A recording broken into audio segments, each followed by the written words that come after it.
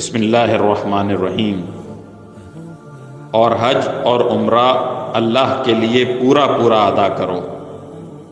ہاں، اگر تمہیں روک دیا جائے تو جو قربانی میسر ہو اللہ کے حضور پیش کر دو، اور اپنے سر اس وقت تک نہ منڈواؤ جب تک قربانی اپنی جگہ نہ پہنچ جائے۔ ہاں، اگر تم میں سے کوئی شخص بیمار ہو یا اس کے سر میں کوئی تکلیف ہو تو روزوں یا صدقے یا قربانی کا فدیہ دے۔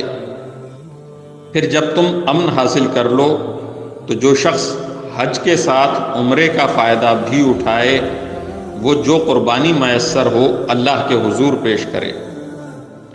ہاں، اگر کسی کے پاس اس کی طاقت نہ ہو تو وہ حج کے دنوں میں 3 روزے رکھے اور 7 روزے اس وقت جب تم گھروں کو لوٹ جاؤ۔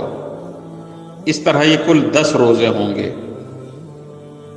یہ حکم ان لوگوں کے لیے ہے جن کے گھر والے مسجد حرام کے پاس نہ رہتے ہوں، اور اللہ سے ڈرتے رہو اور جان رکھو کہ اللہ کا عذاب بڑا سخت ہے۔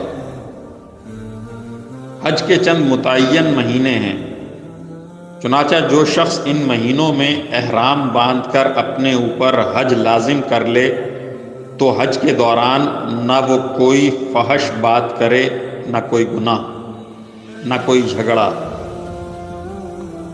اور تم جو کوئی نیک کام کرو گے اللہ اسے جان لے گا۔ اور حج کے سفر میں زاد راہ ساتھ لے جایا کرو، کیونکہ بہترین زاد راہ تقویٰ ہے۔ اور اے عقل والو، میری نافرمانی سے ڈرتے رہو۔